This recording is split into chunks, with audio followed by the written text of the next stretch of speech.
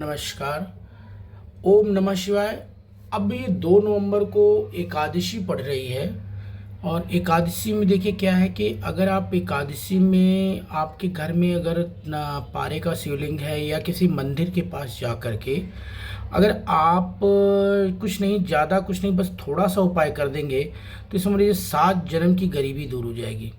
वो 7 जन्म की गरीबी कैसे दूर होगी, आइए हम बताते हैं आपको। ये एक रुई है, रुई का धागा, मतलब जो बत्ती होती है, और भोलेनाथ को जैसे वस्त्र पहनाना होता है तो वस्त्र की जगह पे ये रुई का जो बाती है ना, इसको पहना सकते हैं आप। और इसे आप भोलेनाथ के ऊपर यूँ आप ऐसे पहना दीजिएगा। मतलब पहले आपको करना क्या है, बहुत सिंपल उपाय है। पहले आपको गंगा जल लेकर के उनको स्नान कराना है। जैसे ऐसे लीजिए और ऐसा ऐसा, मतलब आप स्नान करा दीजिए गंगा जल से। और स्नान कराने के बाद आप जो है मतलब चंदन लगाइएगा, उनको भस्म लगाइएगा।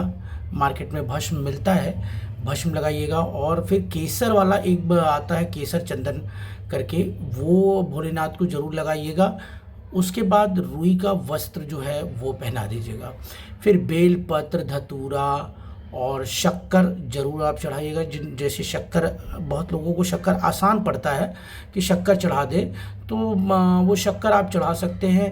अब अगर आपको बहुत ज़्यादा मतलब ये है कि आप कैपेसिटी आप रखते हो, तो आपको मिश्री और इलायची, मतलब मिश्री है और मिलती है मार्केट में, और इलायची इलायची ले लीजिएगा।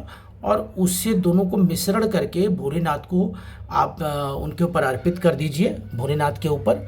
और अर्पित करने के बाद जो है आप उनसे दुआ मांगिए। जैसे आपको मैं बताऊं कि आप जो है देखिए, ये इस टाइप का एक चंदन मिलता है, चंदन।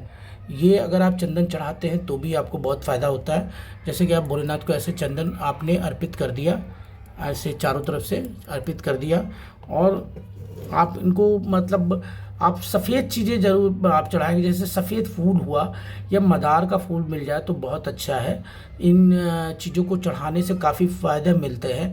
और राहु को कंट्रोल करने के लिए एक बहुत अच्छा उपाय बता रहे हैं हम आपको। लोग बोलते हैं कि दरवाजे पे बांधिए, ये कीजिए। राहु को कंट्रोल करने के लिए जैसे ये देखिए, लाल और पीला धागा है, ये लाल है और ये पीला धागा है। एक थोड़ा सा लाल पीला धागा ले लीजिए।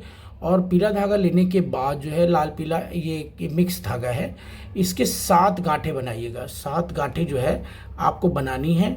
और वो गांठें बनाने के बाद आप इसे आप जैसे भोलेनाथ को याद कीजिए।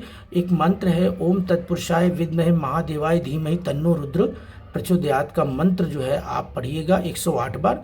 और इसे अपने दरवाजे के दहलीज पर बांध दीजिएगा और कहिएगा कि हे भोलेनाथ, आपकी आज्ञा के अनुसार से मैं इसको अपने द्वार पे लगा रहा हूँ।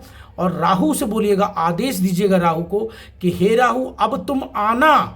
अगर अब तुम मेरे घर आना तो सुख समृद्धि लेके आना। आप निश्चित तौर से मान लीजिए कि आपके घर में सुख समृद्धि आने लगेगी।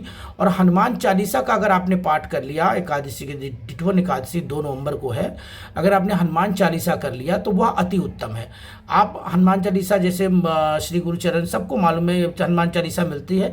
ये एक ऐसा उपाय मैं बता रहा हूँ कि सदियों सदियों तक मतलब गरीबी आपकी हमेशा के लिए ख़त्म हो जाएगी। किसी की नौकरी नहीं लग रही तो नौकरी लग जाएगा, किसी का व्यापार नहीं चल रहा है तो व्यापार चालू हो जाएगा। मतलब जो कुछ आप मांगना चाहते हैं प्रभु से वो सब मिलेगा।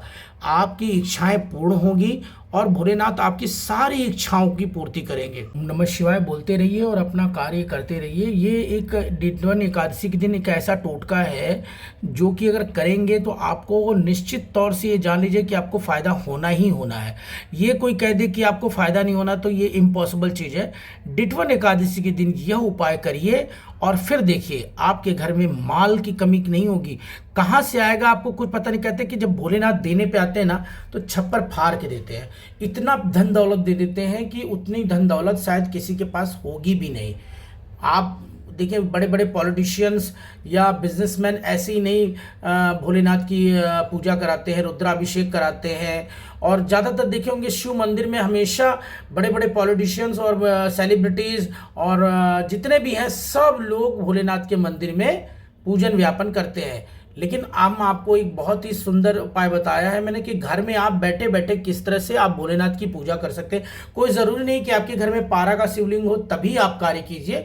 आप घर में छोटी सी कोई भी चीज़, जैसे शिवलिंग बनाना है तो आप मिट्टी का भी छोटा सा उस दिन अपने घर में एक कोई भी थाली हो, कटोरी हो, उसमें रख के बना सकते हैं। छोटा सा अंगूठे के इतना मिट्टी का भी आप बना करके अगर आप एक डिठवन एकादशी के दिन भोलेनाथ की पूजा अर्चना करते हैं तो निश्चित तौर से यह आपको फायदा मिलेगा।